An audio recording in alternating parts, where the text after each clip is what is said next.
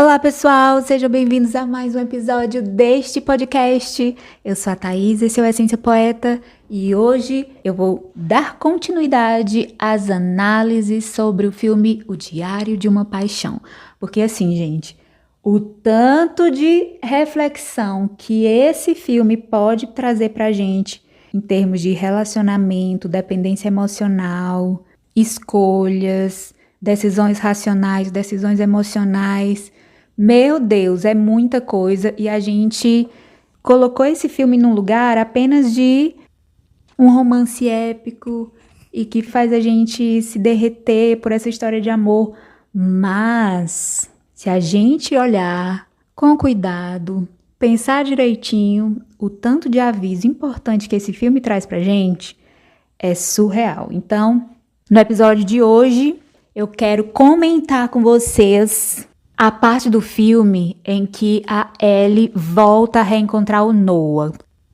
Caso você esteja chegando aqui através desse episódio, esse já é o terceiro episódio, terceira análise dessa série, então volta um pouquinho, veja as outras, mas elas podem ser analisadas, elas podem ser ouvidas individualmente. Então, no episódio de hoje, a análise vai ser voltada para a parte do filme em que a Ellie volta a reencontrar o Noah.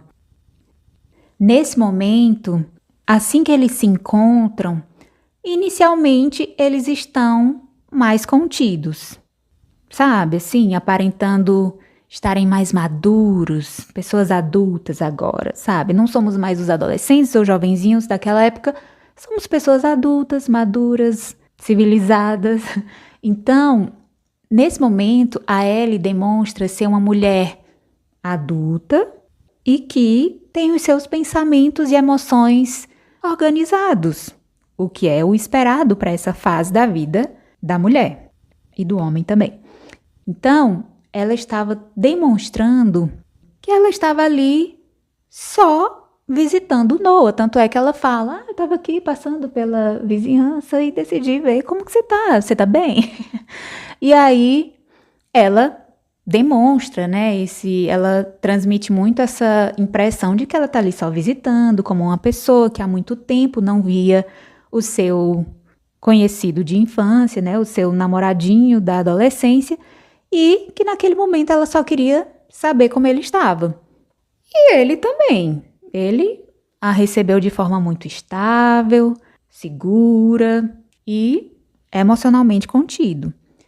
Daí, nós podemos pensar que, se eles se dessem mais uma chance, poderia ser um relacionamento que desse certo, porque, afinal, agora eles estão numa fase mais adulta, mais madura e poderiam viver uma relação construtiva, sabe? Uma relação bonita. Mas nós vemos que, depois que eles têm um momento de intimidade e que ela fala para ele que o noivo está na cidade, ele começa a brigar. Sabe assim, aquela postura madura, contida, segura, civilizada que ele estava mantendo até aquele momento, simplesmente sumiu e agora ele está chutando cadeira, gritando com a Ellie e então a gente vê claramente que a partir daquele momento eles voltam a ter o comportamento que eles tinham quando eles eram adolescentes, que é aquele comportamento emocionalmente instável, aquele comportamento onde eles não conseguem conversar civilizadamente, eles conversam gritando, eles conversam se ofendendo, ela xinga ele xinga ela, e ele diz que não tem medo de ferir os sentimentos dela e pede para ela permanecer com ele mesmo assim. Então, assim, que fala é essa, Noah? Eu não tenho medo de ferir seus sentimentos, mas você pode, por favor, ficar comigo? E aí, nesse momento, que é uma das cenas mais famosas do filme, ela diz pra ele que não dá pra ficar assim, sabe? Ela diz, olha pra gente, a gente já tá brigando. E aí ele responde, é isso que a gente faz. Gente, vocês têm noção desse diálogo? E a gente fica enaltecendo esse casal, principalmente com essa cena. Nossa, gente, esse diálogo ele é muito revelador, porque ele começou a chutar os móveis, a gritar, a dizer: você vem aqui, fica comigo e agora você vai voltar para o seu marido e não sei o quê, e gritando e xingando e tudo enquanto. E ela também de volta, né? E aí chega nesse momento em que ele diz que não tem medo de ferir os sentimentos dela, pede para ela ficar com ele e ela tenta argumentar que eles brigam muito, que olha o que eles já estão fazendo. Porque assim, gente, se a gente for analisar, toda essa briga e esse comportamento está acontecendo no máximo 2 dias depois dela ter reencontrado ele. Então, assim, em 2 dias o relacionamento já descambou para esse lugar de xingamento, gritaria e ofensas, mas tudo isso envolto numa aura de te amo para sempre, sabe? Então, o que mais me pega é que quando ela diz para ele que eles já estão brigando, como é que eles vão ficar junto dessa forma? O Noah responde que é assim mesmo, é isso que eles fazem, eles brigam, e depois eles ficam bem, e depois eles brigam, e depois eles ficam bem de novo. Então, essa é a dinâmica da relação deles, desde sempre. E mesmo depois de tantos anos, mesmo sendo agora adultos, quando a gente esperaria uma relação completamente diferente disso, e que até pareceu que seguiria por esse caminho no primeiro dia em que eles se encontraram, aí a gente vê que ter voltado com o Noah, esse retorno da Ellie para reencontrar o Noah, não trouxe para eles dois uma nova relação. Na verdade, o que aconteceu aqui, o que poderia ter acontecido, né? Mas o que a gente vê acontecendo de fato é o retorno aos velhos padrões disfuncionais da relação que eles tiveram na juventude, né? Ali na adolescência, e que nos bastidores desse casamento, né? Dessa relação que eles tiveram, depois que ela decidiu ficar com o Noah de vez e terminar com o Lon, nos bastidores dessa relação a gente não tem certeza, porque o filme não mostra, mas essa relação pode não ter sido tão boa, tão gostosa e tão prazerosa como a gente imagina, né? Como talvez o filme faça parecer, porque no final ele cuida dela lá, enquanto ela sofre com questões de saúde mental, mas, enfim, como que foi essa relação? Se a dinâmica natural dessa relação era brigas, gritos, ninguém sabe conversar, mesmo sendo adultos. Então, a minha intenção é trazer uma leitura mais lúcida e madura sobre o Diário de uma Paixão, sabe?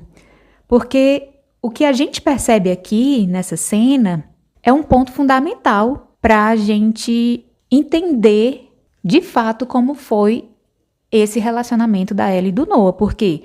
Porque o reencontro da Ellie com o Noah, que parecia muito promissor inicialmente, rapidamente revelou que a relação deles dois ainda carregava os mesmos padrões emocionais disfuncionais do passado. Mesmo depois de anos, porque também a cena clássica da chuva, ela fala: I'm waiting for you for 7 years and now it's too late, né? Que ela fala: eu te esperei por 7 anos e agora é tarde demais. Ai, gente, a cena é maravilhosa, mas ai, Senhor, se a gente analisa esse filme com cuidado, a gente vê que tem muitas red flags ali. Então, mesmo depois de muitos anos, eles apresentaram os mesmos padrões emocionais disfuncionais do passado. E isso nos mostra algo muito importante sobre relacionamentos, que é o tempo, por si só, ele não cura padrões emocionais se não houver 3 coisas. Pelo menos 3 coisas principais são essenciais para curar os padrões emocionais disfuncionais, gente, que é consciência, diálogo e transformação real.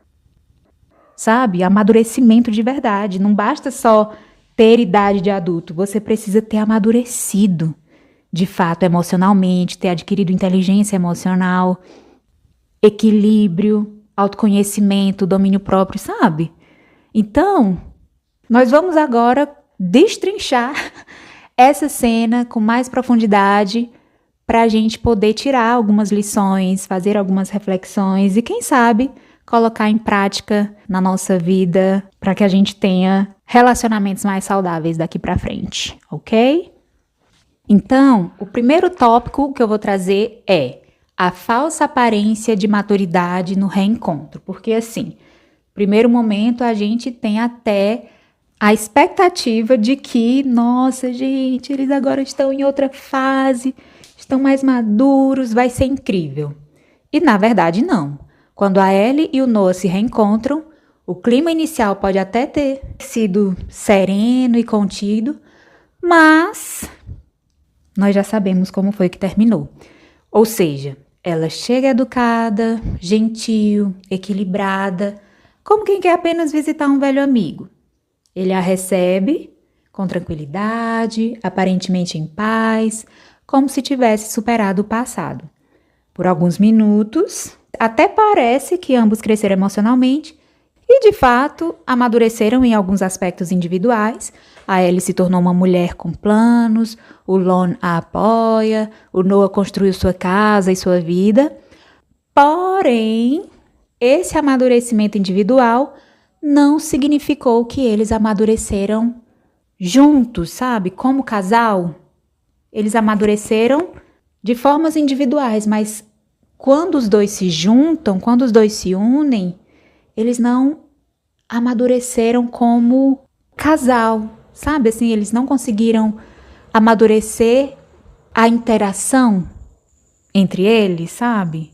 E isso é muito interessante porque isso nos ensina que relacionamentos, né, as relações, são como uma terceira entidade. Ou seja, além de cada pessoa, existe o jeito como elas se relacionam. E nesse ponto foi que nada mudou. E aí, isso nos leva ao segundo tópico, que é a reativação dos padrões antigos. Ou seja, quando eles se deixam levar pela intimidade, as memórias voltam com força total, mas logo depois surge o conflito, que também volta, sabe? Também vem desse lugar do amor, sabe? Vem lá do passado. Então, quando eles se deixam levar pela intimidade, tudo volta com força. Não somente o sentimento, mas a dinâmica da relação deles também voltou. Então, a Ellie menciona o Lon, e isso já faz o Noah explodir emocionalmente. O Noah cobra, pressiona, se irrita, chuta a cadeira, a Ellie grita de volta, xinga, reage. Então, os mesmos padrões emocionais da adolescência emergem de novo. E isso acontece porque o corpo e a mente guardam memórias emocionais. Quando nós vivemos uma dinâmica antiga, o padrão relacional adormecido, ele desperta. Então, a gente também não pode se iludir e pensar assim, não, hoje eu sou uma pessoa diferente, ele é uma pessoa diferente, a gente pode ter um relacionamento completamente novo. É possível? É possível. Mas a gente não pode ignorar o fato de que nossa mente e o nosso corpo guardam memórias emocionais. E que o padrão relacional que estava apenas adormecido, ele pode voltar. Se a gente não tiver a consciência, o diálogo e a transformação real que torne essa dinâmica da relação completamente nova. Então, o cérebro da gente, por conta dessas memórias emocionais, ele começa a atuar no modo automático. É como se a Ellie e o Noah voltassem a ser os jovens que brigavam intensamente no passado. Mesmo eles tendo já se tornado pessoas adultas, como eles estavam sendo muito levados pelas emoções, eles acabaram se deixando levar no modelo automático que eles já se relacionavam lá atrás, lá no passado. Então, isso explica porque mesmo adultos, eles reproduziram a mesma instabilidade emocional. E aí, isso nos leva para o terceiro tópico, que é o ciclo disfuncional dessa relação.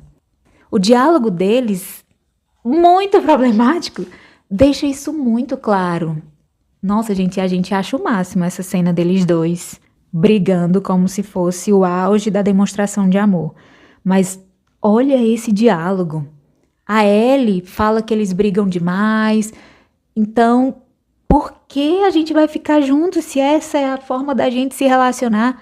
Nós brigamos demais, olha pra gente, a gente já tá brigando. Por que eu ficaria com você? E o Noah responde, porque é isso que nós fazemos. Nós brigamos, we fight. Nossa, gente, esse diálogo é muito revelador. E aí ele fala, nós brigamos, nós ficamos bem, e aí depois nós brigamos, e aí eu digo quando você tá sendo uma chata, e aí você me diz quando eu estiver sendo um arrogante, e é isso que a gente faz. E aí a gente fica bem. Aí entra naquela cena que a gente também acha o máximo, que é quando ele diz, vai ser muito difícil, mas a gente vai ter que trabalhar duro nisso, porque eu quero ficar com você, eu amo você, e lá. Aí a gente já se derrete por causa disso. Mas, gente, essa frase do Noah, de que nós brigamos porque é isso que nós fazemos, e aí depois a gente fica bem, depois a gente briga, depois a gente fica bem, essa frase define o relacionamento deles. Por quê? Porque essa frase mostra claramente que eles vivem um ciclo de paixão intensa, mais um ciclo explosivo e depois uma reconciliação apaixonada. Sempre foi assim, desde a adolescência. Um ciclo de paixão intensa, depois um conflito explosivo, depois uma reconciliação apaixonada, até a próxima briga. Então, esse ciclo, se a gente parar para observar, ele pode até ser viciante. Por quê? Porque a briga, ela gera adrenalina, que é uma descarga emocional forte. E a reconciliação libera dopamina e ocitocina, que é relacionada ao prazer e conexão. E isso cria uma montanha russa emocional. Altos muito altos e baixos muito baixos. Por isso que às vezes quando a gente se depara com casais que vivem nesse ciclo de briga e reconciliação, briga e reconciliação, briga e reconciliação, a gente às vezes não entende que eles estão até mesmo viciados nesse ciclo, né? Por causa dessa montanha russa de emoções que eles estão vivendo, essas brigas que geram adrenalina e trazem essa adrenalina para a relação, e a reconciliação que traz esse prazer, né, da reconexão do casal. Então, esse tipo de relação, apesar de parecer emocionante, não é saudável, gente. Principalmente a longo prazo, não é saudável. Por quê? Porque desgasta emocionalmente qualquer ser humano. Não importa o nível do amor, desgasta emocionalmente.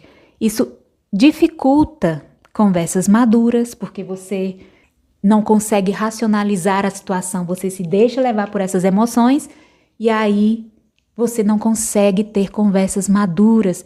E isso também cria um apego baseado em intensidade, não em estabilidade. Eu já ouvi, inclusive, uma famosa, né, dizendo que ela teve namoros tão turbulentos, né, nesses ciclos de briga e reconciliação, que ela não sabia ter um relacionamento em paz, sabe? Ela é como se ela sentisse que a relação estável era sem graça. Era como se não tivesse paixão suficiente. Então a gente acaba confundindo, achando que um relacionamento emocionante, intenso, com muito amor, é aquele que tem toda essa descarga emocional de adrenalina, que tem a ver com ciúmes e brigas e não consigo ficar sem você, então vamos voltar, então vamos nos reconciliar, sabe? E, na verdade, isso é só um apego baseado em intensidade, não em estabilidade. E relacionamentos maduros, saudáveis, bons, prazerosos, duradouros, podem até envolver apego, né? Porque, enfim, relacionamento amoroso, mas é um apego saudável baseado em estabilidade. Então, eu acho até que eu já mencionei em outros episódios sobre o Diário de uma Paixão a respeito de uma série onde a protagonista era amante do presidente dos Estados Unidos e quando ela decidiu que ia seguir a vida dela, ia ter um relacionamento saudável e alguém que a assumisse e tal, o cara, o novo namorado, né, que era solteiro e foi, né, começar um relacionamento ali só os dois, e o cara super tratava ela bem e tal, ela terminou com ele porque não tinha emoção, nossa, cadê a paixão? E a gente vê mais um exemplo de alguém que tá viciada nesse ciclo disfuncional de briga e reconciliação e confunde um apego baseado em intensidade com paixão, com amor, com relacionamento que realmente envolve emoções profundas. Então, não são emoções profundas, são emoções intensas, alimentadas por essas descargas emocionais de adrenalina nas brigas e dopamina e ocitocina nos momentos de reconciliação. Então, quando a gente olha por esse ângulo, a gente começa a compreender que nem todo vai e vem, ou nem todo ciclo de brigas intensas, ou não necessariamente brigas intensas, mas de ciclos muito baseados na instabilidade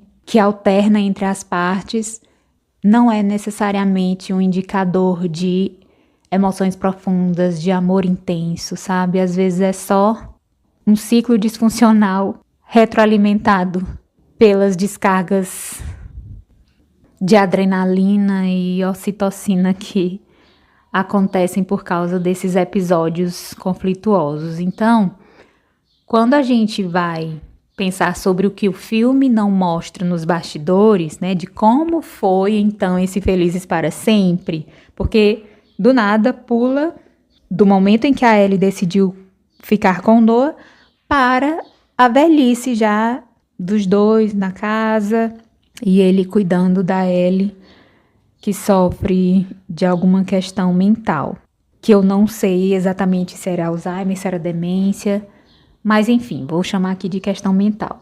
Então, quando a gente pensa sobre o que o filme não mostra nos bastidores, eu considero que o filme romantiza a relação deles.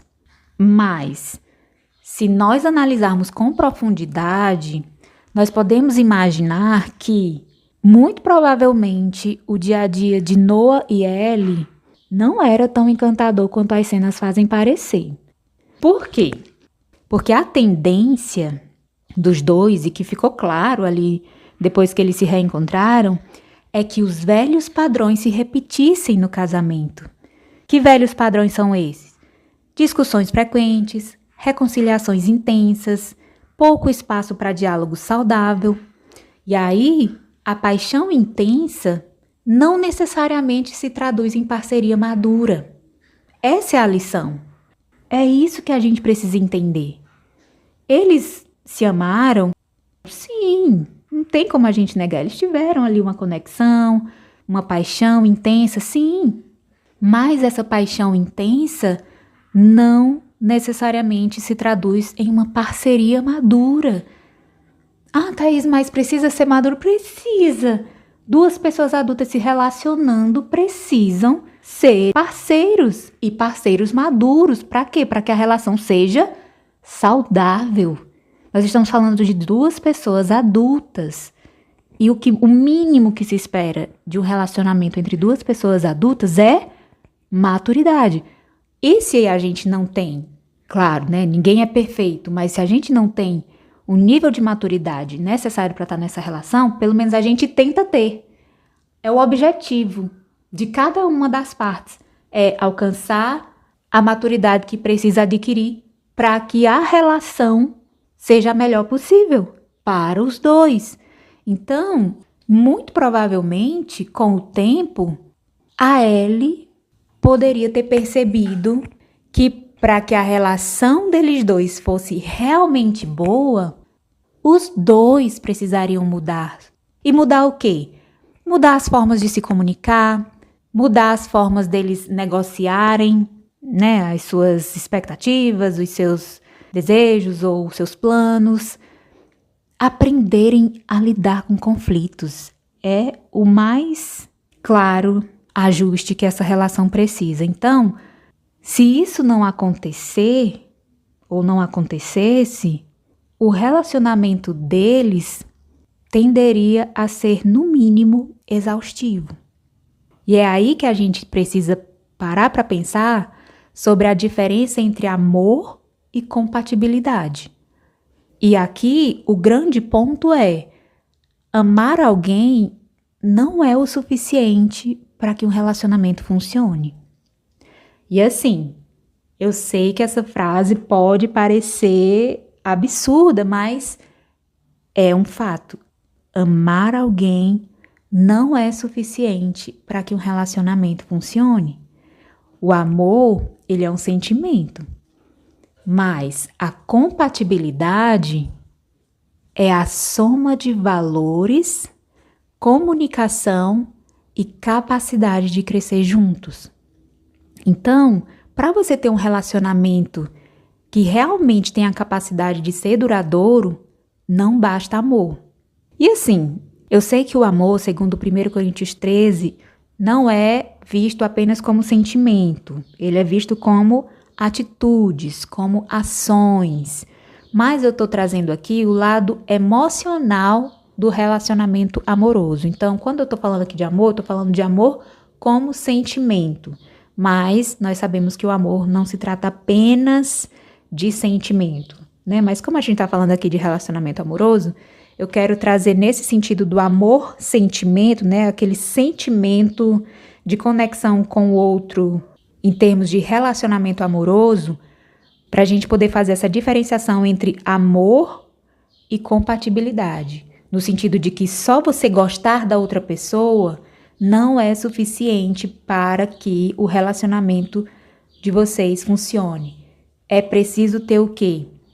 Compatibilidade. E o que é compatibilidade? Os valores precisam estar alinhados.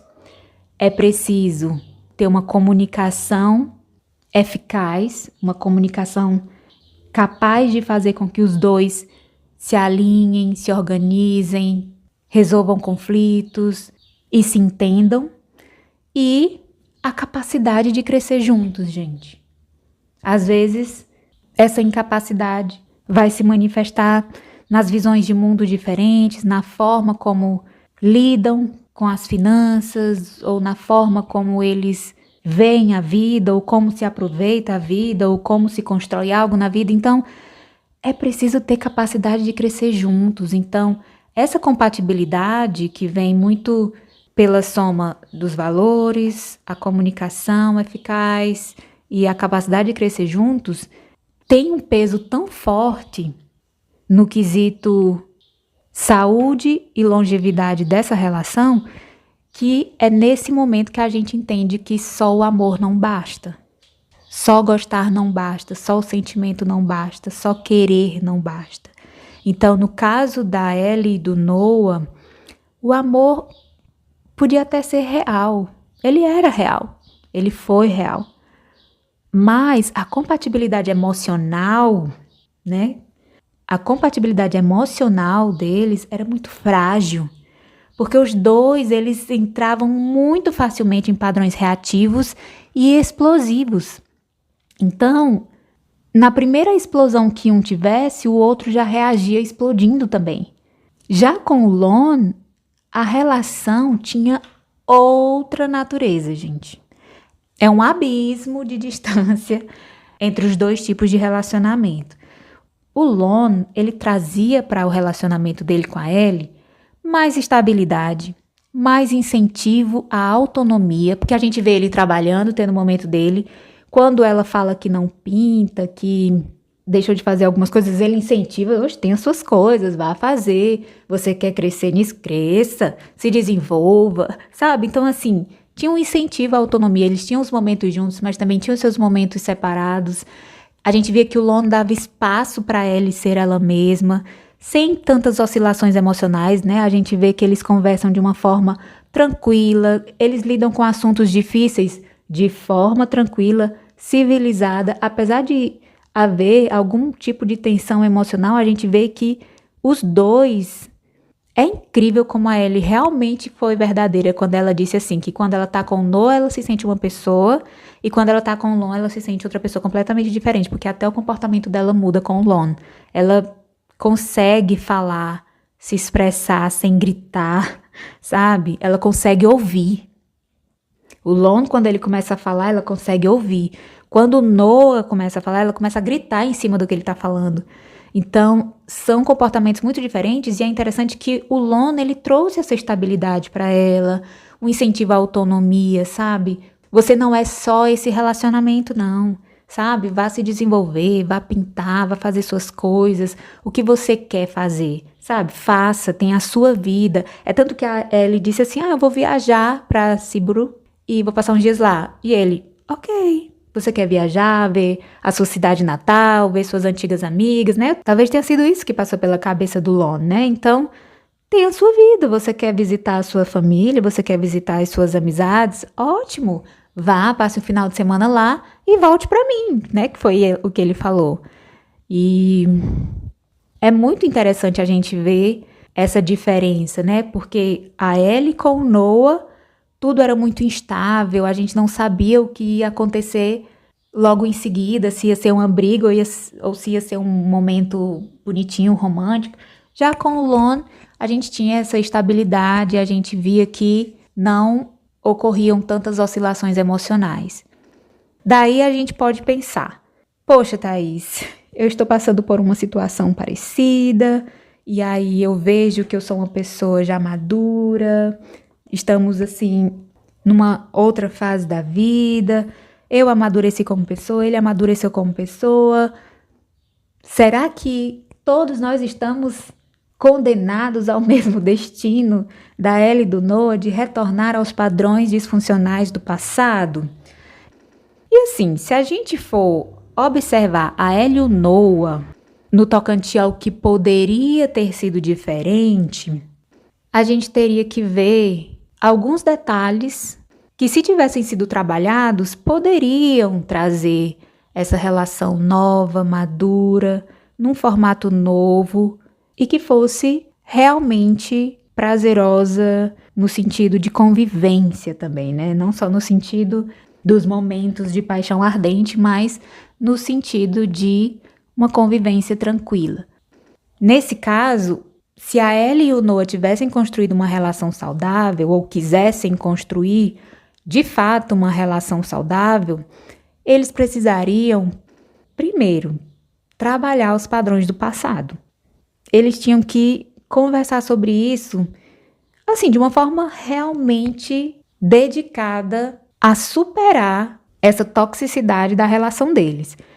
Ou seja, eles teriam que reconhecer que a paixão adolescente que eles tiveram não pode ser o modelo, não pode ser o molde da relação que eles vão construir agora, na fase adulta. Ou seja, eles vão ter que aprender sobre comunicação não violenta, eles vão ter que se esforçar para discutir sem gritar, sem se ofender, sem se ferir. Isso já era uma coisa, gente, que sinceramente nem era para passar pela cabeça deles, sabe? Você sendo uma pessoa adulta, madura, vivida, e o cara foi pra guerra, sabe? E passou anos e anos, 7 anos, separado da mulher da vida dele, e ele não, sabe? Não pensou sobre isso, não trabalhou as suas emoções. Eu sei que tudo bem, né? Assim, nem todo mundo tem esse conhecimento da possibilidade de moldar as próprias emoções para que elas sejam saudáveis e ideais para uma relação ser longeva, mas não só longevas, mas assim, mas ser agradável. Enfim, mas como ele não aprendeu, né? Como ele não se desenvolveu nessa questão comportamental, e ela também não, né? Porque a gente não pode ignorar que ela também tem esse comportamento muito inadequado, né? Ela usa também da comunicação mais agressiva na hora de discutir ou de lidar com conflitos. Então, eles precisariam aprender sobre comunicação não violenta, eles precisariam aprender a discutir sem gritar, sem ofender, sem ferir. Eles precisariam criar limites muito claros, né?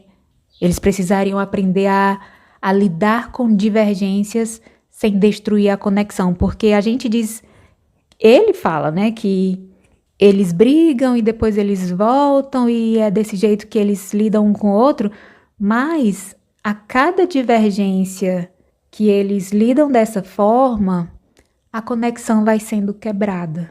Porque às vezes ele vai dizer coisas que vão ficar dentro dela ferindo toda vez que ela lembrar.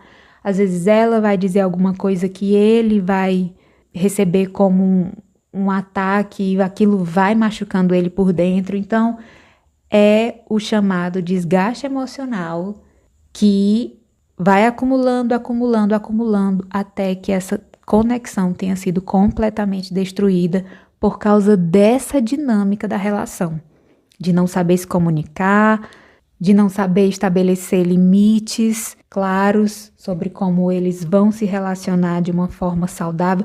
Então, eles precisariam trabalhar muito nessa dinâmica da relação deles, para que assim eles pudessem ter a possibilidade de transformar essa intensidade toda da paixão deles em algo realmente construtivo e não destrutivo, que é o que eu considero que seja a dinâmica da relação deles. Então, se a gente pensar por esse ângulo, o que a gente pode aprender com essa cena ou com esses momentos, essas características do relacionamento da Ellie e do Noah, o que isso nos revela sobre escolhas amorosas é que, mesmo que no filme o Noah e a Ellie representem o amor arrebatador, aquele amor que marca para sempre as nossas vidas, na vida real, viver com alguém, principalmente para sempre, que é a intenção de quem se casa ou quem decide amar alguém ou ama alguém, né? Viver para sempre com essa pessoa exige muito mais do que só intensidade. Exige maturidade emocional, diálogo e parceria. E às vezes, o grande amor da vida da gente não é o amor mais saudável para a vida. Por quê? Porque às vezes a gente associou aquela pessoa com quem a gente tem uma relação muito desgastante como o amor da nossa vida. Mas essa relação não é nem saudável. Quem dirá ser o amor mais saudável para a vida da gente? Então, se a Ellie tivesse desenvolvido essa consciência, talvez ela tivesse olhado para o Noah não da mesma forma como no passado, mas também não de forma negativa. Talvez ela tivesse olhado para ele com gratidão pelo que eles tiveram, pelos momentos que foram especiais, pelas lembranças que ficaram, mas ter escolhido construir um futuro diferente com o Lon ou até mesmo sozinha. Se a Ellie tivesse tido essa maturidade para, ao invés de imediatamente voltar para a cidade do Noah e procurá-lo e naquela impulsividade ser levada pelas emoções e tivesse decidido, mesmo depois do reencontro, analisar a dinâmica da relação dela com o Noah, a dinâmica da relação dela com o Lon, quem ela é com um, quem ela é com o outro. E se ainda assim ela ficasse confusa, porque as emoções dela ainda precisavam ser organizadas dentro dela, porque às vezes toda essa intensidade que ela sentia quando estava com o Noah, talvez ela tivesse interpretado isso como o grande amor da vida dela, quando na verdade eram apenas emoções que precisavam ser organizadas. Ela só precisava entender o que estava acontecendo, olhar com calma, racionalizar também as coisas, sabe? Entender como é que ela funciona com o Noah, como é que ela funciona com o Lon, e às vezes não escolher nenhum dos dois. Ela precisava de um tempo para se organizar, porque nesses 7 anos que ela ficou separada do Noah, ela ficou alimentando a ilusão de estar com ele. Ela não estava crescendo como mulher, sabe? Ela não estava amadurecendo as suas emoções, organizando o seu coração, ela não estava organizando os seus pensamentos, ela não estava tentando ali discernir quem ela era para ela, de forma independente e mais racional, conseguir olhar para uma situação que, mesmo que emocionalmente tivesse muita influência sobre ela, ela conseguisse enxergar que aquele caminho não era o mais saudável, não era o melhor nem para ela nem para o Noah. E que talvez, se ela quisesse seguir em frente com o Lon, ela poderia seguir, porque ele aparentava ser a melhor opção em termos emocionais, mas também ela poderia ter decidido não ficar com nenhum dos dois, para ela poder se organizar, sabe? Se organizar emocionalmente para não ter arrependimentos. Ela poderia estender o noivado dela com o Lon, sabe? Tipo, não precisamos casar agora, vamos continuar nessa relação? Não sei. Mas a Ellie, ela precisava cuidar dela mesma, sabe? Esses 7 anos não foram 7 anos usados para ela cuidar de si. Foram 7 anos para ela viver mergulhada em ilusão, sabe? Na ilusão do retorno, na ilusão da espera do Noah. E ela começou esse relacionamento com o Lon e se envolveu com o Lon, mas ela estava tão cheia, tão alimentada dessa expectativa que ela criou a respeito do Noah, que quando ela se deparou com o momento de decidir deixá-lo para trás para sempre, que seria através do casamento, o inconsciente dela chamou ela de volta para o lugar da ilusão, porque foi tudo que ela construiu nesses 7 anos, sabe? Foi a expectativa do retorno. Então, ela não teve um momento em que ela focasse em si mesma, na própria Ellie, no que a Ellie sente, em quem a Ellie é, o que a Ellie está fazendo.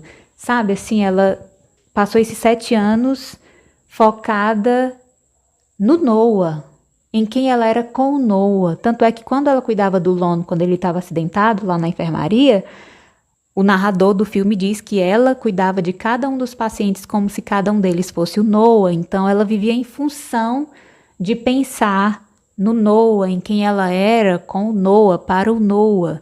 Então, se a gente fosse pensar aqui em 3 possíveis caminhos para Ellie, né?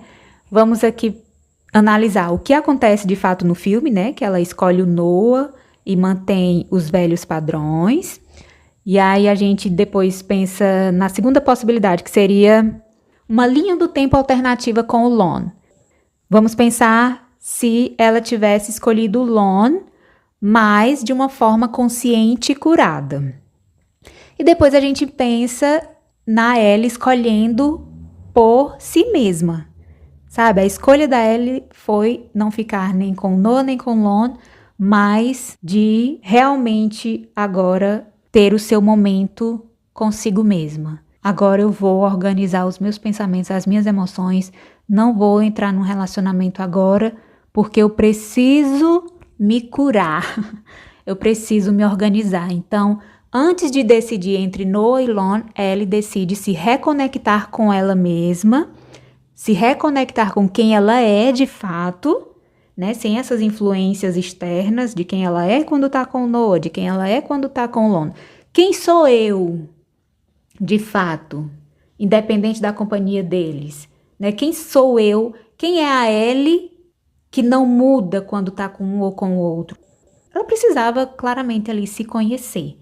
Então, nós vamos pensar também nessa terceira opção, que é a Ellie decidindo se reconectar com ela mesma para curar os padrões emocionais que ela carrega antes de construir qualquer relação, seja com quem for. E isso vai nos ajudar a ver os ganhos, perdas e impactos emocionais de cada decisão. Então vamos lá. Vamos para o caminho que a Ellie seguiu no filme, que foi com o Noah. Ela decidiu pelo Noah e nós vemos que a motivação dessa escolha foi impulso emocional, nostalgia, intensidade do passado, e essa motivação foi muito alimentada pelo estado emocional inicial da Ellie, que era o fato dela estar apaixonada, tomada pelo reencontro com o primeiro amor. Então ela voltou àquele sentimento de paixão que ela tinha por ele, e esse estado emocional alimentou muito essa motivação, né? Esse impulso emocional, essa nostalgia, essa intensidade do passado. E aí os padrões do relacionamento da Ellie com o Noah foram os velhos padrões reativados, que são brigas, explosões, reconciliações intensas.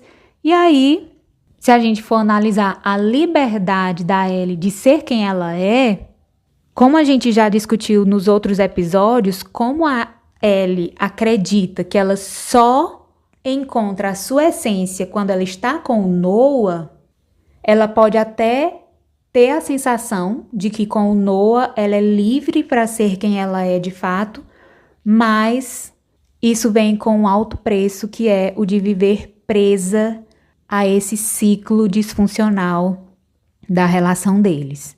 E aí, se a gente for ver a autonomia emocional da Ellie nessa relação, é uma autonomia muito baixa. Por quê? Porque ela associa o Noah à sua identidade e felicidade. Então ela acaba não sendo realmente livre como ela esperava que fosse quando está com ele. A autonomia emocional dela é baixa, ela acaba sendo dependente emocional do Noah, porque ela associa muito quem ela é, a sua identidade e a sua felicidade à presença do Noah na vida dela. Em relação à comunicação com o Noah, nós já sabemos que é muito baseada na intensidade, envolve gritos, xingamentos, ofensas, tem muito drama. O risco emocional dessa relação é alto, por quê? Porque repete os ciclos, revive feridas antigas, porque eles ficam citando coisas do passado que ofendem um ao outro. Por exemplo, quando a Ellie está conversando com o Noah depois do reencontro, antes dele ter esse ataque de ficar chutando os móveis, ela conta para ele que ela está noiva. E aí ela diz que o nome do noivo dela é Lon Cotton. E aí lá vem o Noah perguntar se esse Cotton, esse sobrenome, é dos produtores de algodão. E aí ela diz que sim. Então Noah, com ironia e um certo sarcasmo, um deboche, diz assim: nossa, então seus pais devem adorar ele. Por quê? Porque quando eles eram jovens, os pais dela disseram que ele não era apropriado para ela, porque eles eram de classes sociais diferentes, ele não poderia dar para ela o estilo de vida que os pais dela proporcionavam para ela. Então ele estava ali meio que sendo irônico a respeito dos pais dela, dando a entender que eles eram interesseiros e que muito provavelmente ele aprovava esse casamento porque o Lon era rico, era bem-sucedido financeiramente. Então, essas coisinhas, esses detalhezinhos, essas ironias, esses sarcasmos, eles também vão lentamente ferindo as pessoas, porque, querendo ou não, gente, são os pais dela.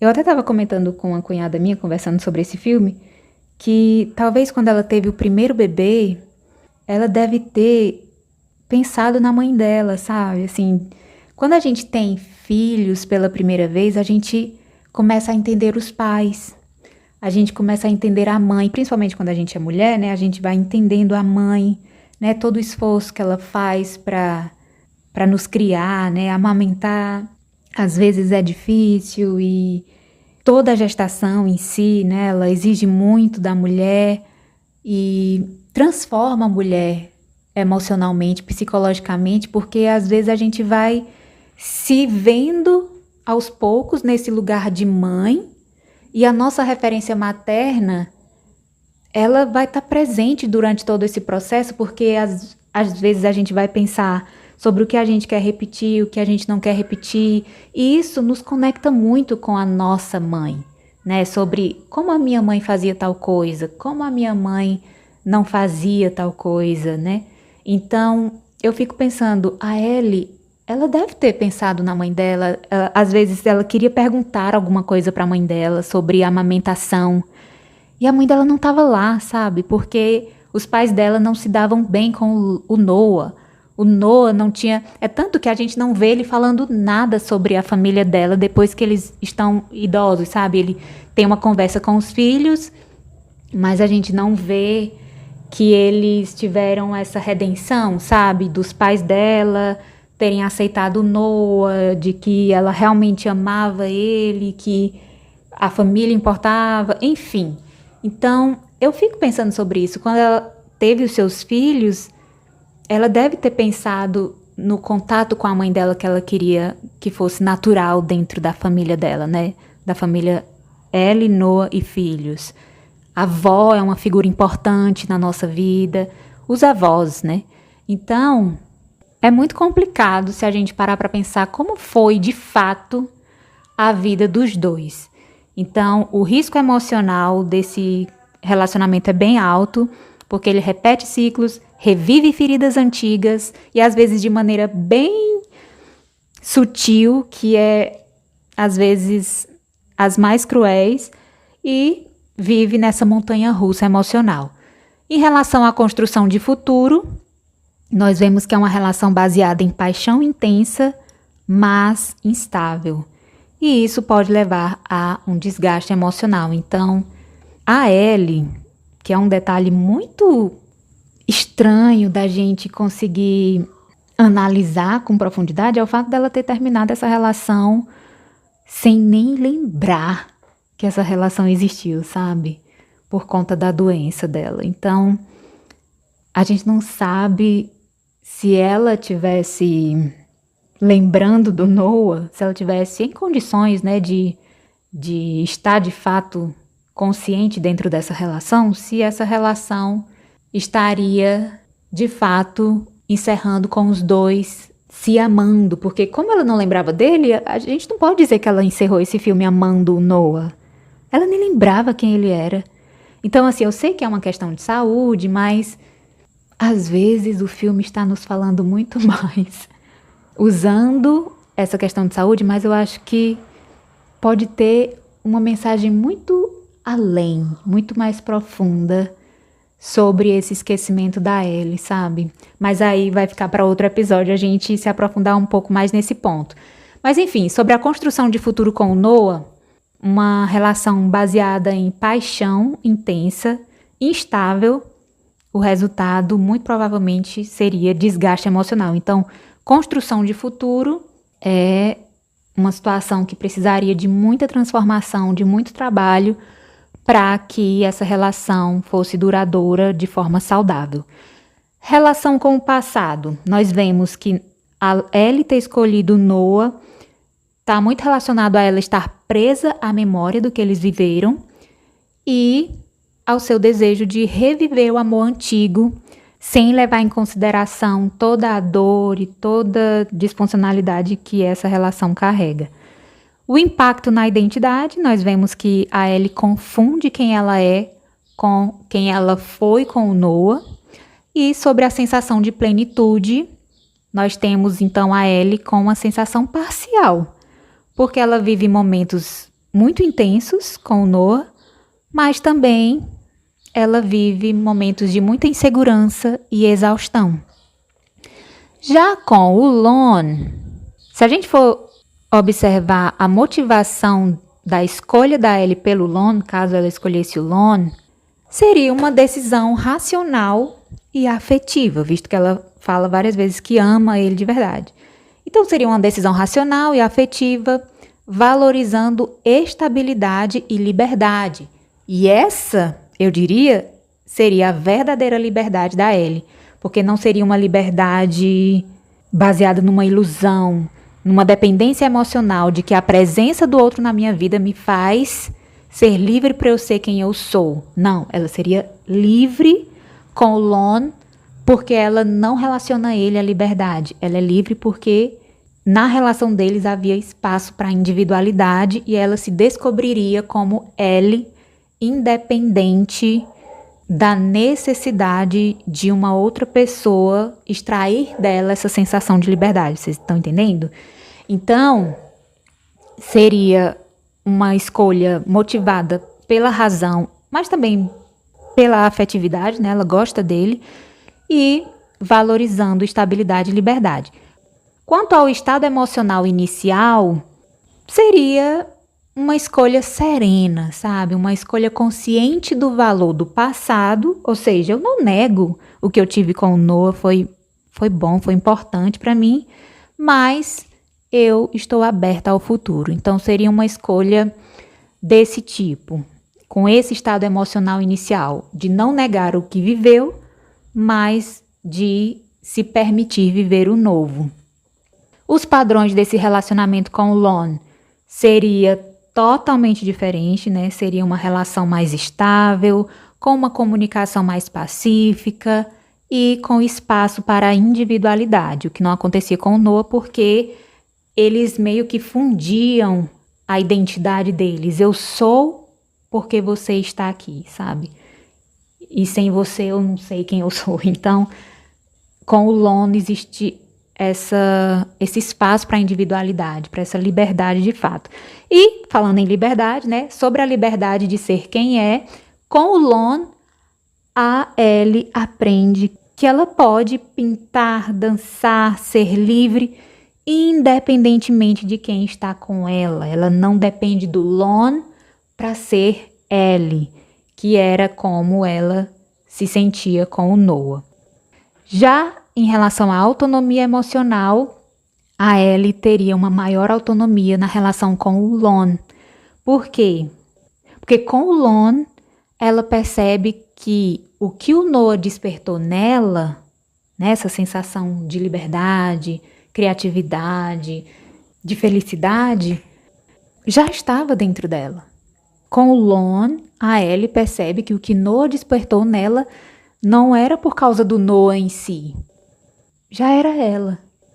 Ele só apontou para ela o que ela é, mas ela associou isso a estar com Noah. Então, a autonomia dela emocional junto com o Lon seria maior porque ela desassociaria a identidade dela de uma outra pessoa. Ela conseguiria entender que tudo que ela sentiu de incrível quando ela estava com Noah não era por causa do Noah em si.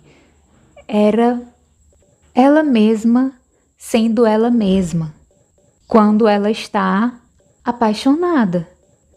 E se ela está apaixonada pelo Lon, ela pode se sentir dessa forma com o Lon e até sozinha, porque essas são manifestações da Ellie sendo a Ellie quando ela está feliz. Então, quando ela estiver feliz, seja com o Noah, com o Lon ou sozinha, ela é essa pessoa vibrante, que dança, que pinta, que é extrovertida, que gosta de se aventurar, que gosta de se jogar no rio. Essa é a Ellie. Não é por causa do Noah, não é por causa do Lon, não é por causa de ninguém. Ela é essa Ellie. Enfim. Então, a autonomia emocional da Ellie com o Lon seria bem mais alta e a comunicação dos dois seria baseada no diálogo, né? O Lon, ele incentiva, ele ouve, ele apoia. O diálogo deles é maravilhoso, é muito saudável, maduro, então comunicação maravilhosa. O risco emocional dela com o Lon é moderado. Eles enfrentariam desafios, né? Porque toda relação tem, mas seriam desafios enfrentados com mais equilíbrio e consciência. Isso é um fato. Sobre a construção de futuro, o Lon e a Ellie teriam uma relação mais baseada em parceria, em respeito, que é o que a gente vê claramente no filme, e um crescimento conjunto, que a gente vê que ele apoia muito o que ela quer fazer, ela apoia muito a carreira dele, então seria baseado em crescimento conjunto. Sobre a relação com o passado, ela poderia integrar o Noah como parte importante da história, né? Ele não precisa fazer parte do meu presente, mas a gente pode reconhecer que o amor que a gente viveu no passado foi muito importante, nos ensinou muitas lições, nos trouxe memórias incríveis sobre o amor da juventude, sobre o primeiro amor, mas é um capítulo encerrado. Faz parte da nossa história, a gente também não precisa apagar. Tá ali. Faz parte do livro da nossa história, sabe? E a gente pode lembrar com carinho, com gratidão. Eu vivi aquilo, então eu vivi. Eu não posso apagar a minha própria história. Eu não posso ignorar a minha própria história. Ela existe, mas eu não preciso ficar presa a essa história. Eu posso seguir em frente e viver novos capítulos, novas histórias. Meu livro continua sendo escrito, então eu não preciso ficar presa ao capítulo 1 da minha história de amor, sabe? Da minha vida amorosa, da minha história amorosa. Eu posso encerrar esse capítulo e seguir adiante. Então, a relação com o passado na escolha da Ellie pelo Lon seria essa. Reconheço que o Noah foi muito importante, muito marcante na minha vida. Ele hoje é uma lembrança, é uma memória afetiva, mas o meu presente é o Lon. Sobre o impacto na identidade, nós vemos que a Ellie, quando escolhe o Lon, ela se reconecta com sua essência, porque ele incentiva essa individualidade, né? Que ela seja quem ela é, quem ela quer ser. Então, ela se reconecta com a sua essência e ela expressa a essência que ela descobriu ou redescobriu no seu presente.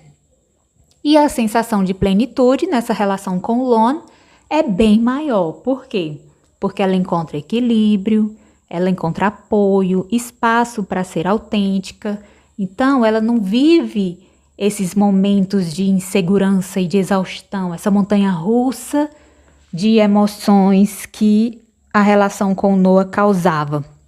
Ela consegue, então, ter uma sensação de plenitude maior porque ela pode ser ela mesma, mas de forma mais estável, sabe? Equilibrada, madura, enfim.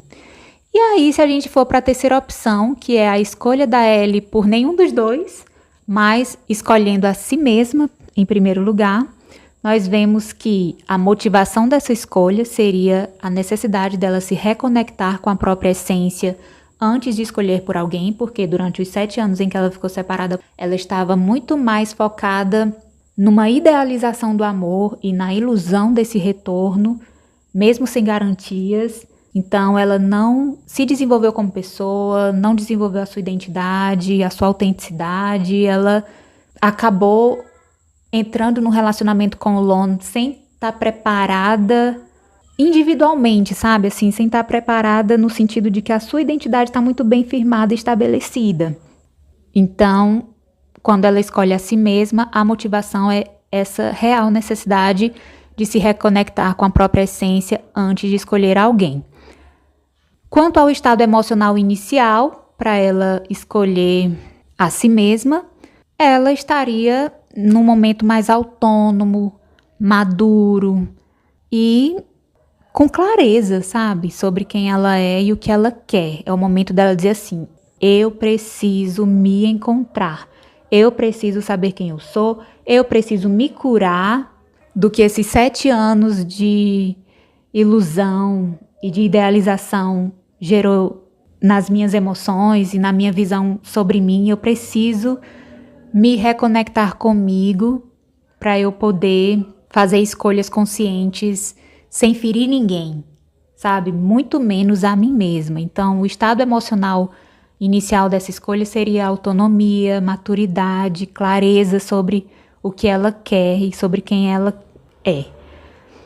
Sobre os padrões de relacionamento, aí se ela escolhe a si mesma, agora a gente vai analisar os relacionamentos futuros.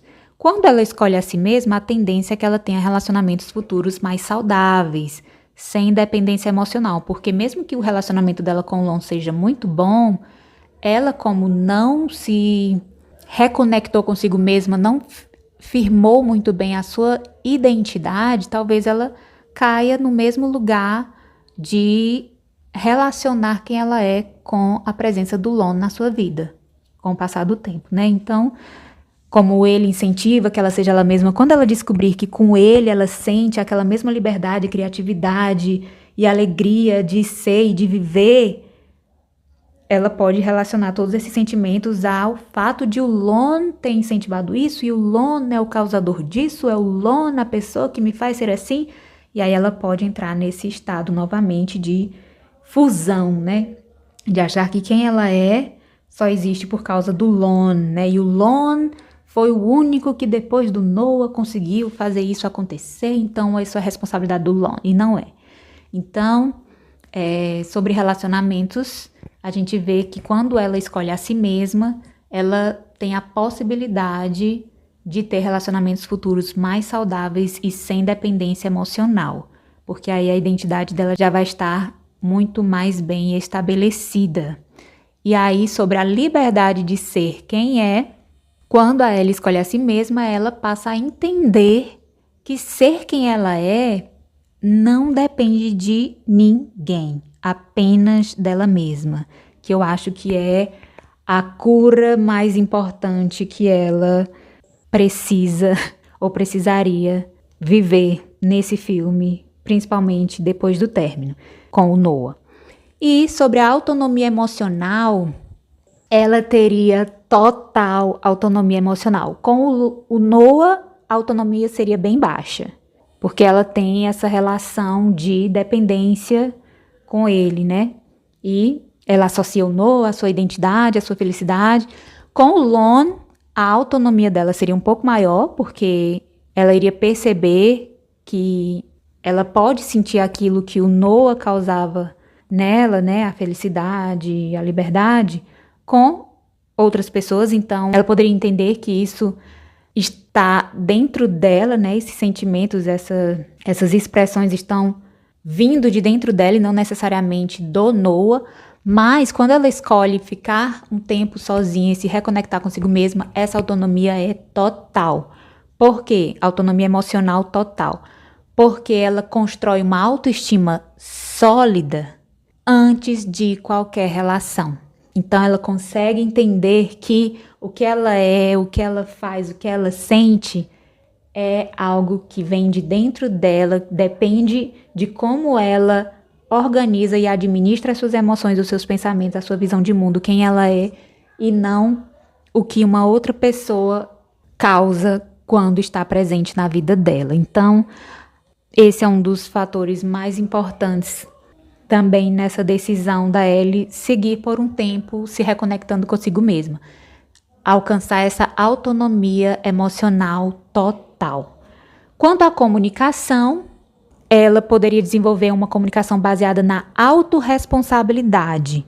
Ou seja, ela passaria a falar com clareza, mas também com vulnerabilidade. Ela seria responsável por aquilo que ela fala, ela assumiria a responsabilidade por suas opiniões, sabe? Assim, não seria levada pelas opiniões dos outros sem antes fazer uma consideração consciente, racional, considerando o que ela sente, o que ela pensa, o que ela acredita, mas também levando em consideração que as outras pessoas pensam de forma clara, assertiva, vulnerável. Então, maturidade, gente. Eu acho que maturidade é o que ela alcança quando ela passa um tempo se conhecendo, se reconectando com sua própria identidade, e ela pode assumir a responsabilidade pelas suas decisões, confiando que essas decisões não são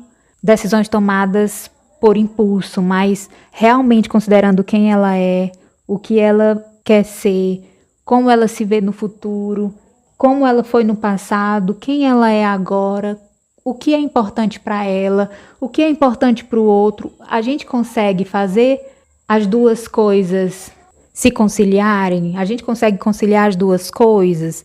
Sim, não. Então, assim, são decisões tomadas com muito mais clareza, apesar de também considerarem a vulnerabilidade da Ellie. Quanto ao risco emocional dela ter escolhido a si mesma é baixo, gente. Por quê? Porque isso vai gerar nela escolhas que não projetam a sua felicidade em alguém, na presença de alguém ou no retorno de alguém. Ela vai escolher as suas relações por amor, mas um amor consciente e não por carência. É um amor maduro e não um amor dependente, né? Que precisa que o outro exista e esteja presente para você ter sentido na vida e conseguir se enxergar vivendo o que você sempre sonhou viver. Então, sobre a construção de futuro, quando ela escolhe a si mesma, ela passa a construir um futuro baseado em liberdade, autoconhecimento e escolhas alinhadas com seus valores, o que, gente, é simplesmente maravilhoso. Sobre a sua relação com o passado, quando ela escolhe a si mesma, ela transforma o Noah em memória afetiva saudável. O que vivemos, foi ótimo para a época, foi maravilhoso, me formou de certa forma, né? Me ensinou sobre o amor, me ensinou sobre as emoções, enfim, foi o que foi na época que aconteceu. Hoje é uma memória afetiva e sem dependência emocional.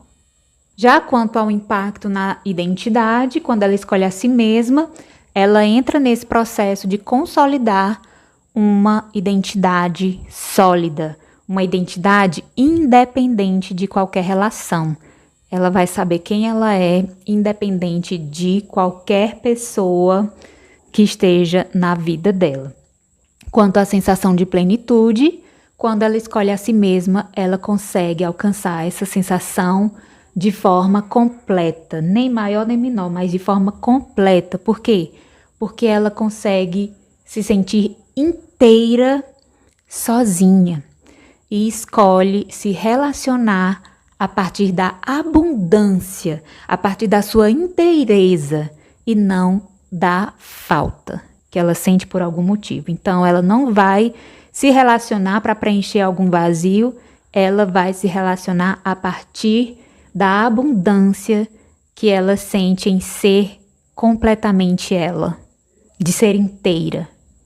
Eu sou tão inteira que eu quero compartilhar a minha vida com outras pessoas inteiras, né, para eu conhecer outras pessoas, novas realidades, ter experiências novas e apresentar a Ellie inteira para essa pessoa e conhecer essa pessoa inteira e apresentar a minha vida, enfim. Então, resumindo essas 3 versões, quando a gente vê a Ellie escolhendo o Noah no filme como representando o amor arrebatador, mas instável, o que a Ellie ganha é intensidade, paixão, a sensação de reviver o primeiro amor, mas ela perde paz, autonomia e estabilidade emocional. No final das contas, ela vive no passado e revive os mesmos conflitos. Na segunda opção, quando a Ellie escolhe o Lon, que representa o amor consciente e construtivo, ela ganha segurança emocional, incentivo para ser ela mesma e uma relação equilibrada.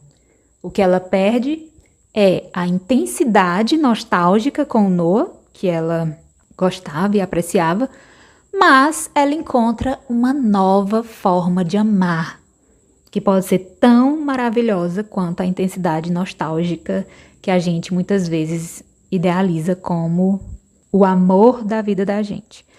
E, no final das contas, com o Lon, ela vive no presente, construindo um futuro novo sem apagar o passado. Porque, afinal, o passado faz parte da nossa história e a gente não apaga, a gente apenas olha com outros olhos.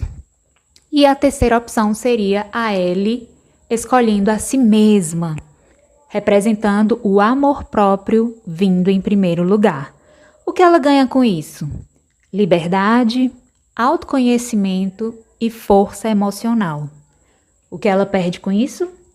A urgência de ter que escolher entre 2 amores. Ou seja, ela aprende a se escolher primeiro. No final das contas, ela vive no agora, sem precisar repetir padrões para se sentir viva. Ou seja, tem pessoas que acabam entrando em relacionamento um atrás do outro porque mesmo que ela tenha ainda questões com o relacionamento passado, ela só sente que a vida segue adiante quando ela está numa relação. E escolher a si mesmo te traz essa nova experiência, esse aprendizado de que você pode viver no agora sem precisar repetir padrões, sem estar numa relação para se sentir viva. Então, se nós olharmos por essa lente, nós percebemos que o verdadeiro dilema da Ellie não era entre o Noah e o Lon. O dilema da Ellie nesse filme era entre continuar presa ao passado ou assumir as rédeas da própria identidade. Na linha do filme, ela confunde intensidade com destino. E quantos de nós não fazemos isso também? A gente fica dizendo, ai, se eu nunca esqueci, se esse amor ainda tá aqui tão forte como naquela época, é porque pode ser que ele seja o meu destino. E não é, gente. Isso é desorganização emocional. Às vezes a gente está confundindo intensidade com destino, quando uma coisa não tem nada a ver com a outra. Às vezes a gente está só viciado, querendo de volta aquela montanha-russa emocional, com descargas emocionais que faziam a gente achar que a adrenalina daquela relação instável era amor intenso e profundo, e não era. Então, na linha do filme, ela confunde intensidade com destino. Mas, na linha alternativa, que é estando com o Lon ou escolhendo a si mesma, ela descobre que a liberdade de ser quem é sempre esteve dentro dela. Então, pessoal, hoje eu confesso para vocês que eu vejo esse filme com outros olhos e eu acho que a lição que ele deixa para nós é muito mais profunda do que apenas um amor intenso que conseguiu ser mais forte que o tempo e promover um reencontro especial entre duas pessoas que se amavam muito. Ai, gente, até porque esse tal reencontro envolveu traição. Então, e o pobre do Lon, né? Como é que fica nessa história? E aí, como é que fica? Então, eu espero que o episódio de hoje tenha servido pra gente fazer reflexões muito especiais a respeito da nossa própria vida, como a gente pode olhar para o nosso passado, para a nossa história amorosa, como a gente pode olhar para as nossas relações, como a gente está tomando decisões, como a gente tem se relacionado, como a gente tem relacionado a nossa identidade às pessoas que estão na nossa vida ou não, que a gente queria que estivesse e não estão, as que estão no momento, mas a gente fica muito preso a quem estava e não está mais, enfim. Então, eu espero que esse episódio de hoje tenha te ajudado a entender um pouco mais sobre esse filme, sobre os relacionamentos e sobre o que em você e na sua vida amorosa pode ser alinhada, ajustada, melhorada, com base em tudo que a gente meditou nesse episódio de hoje, tá bom? Um beijo e até o próximo episódio dessa série.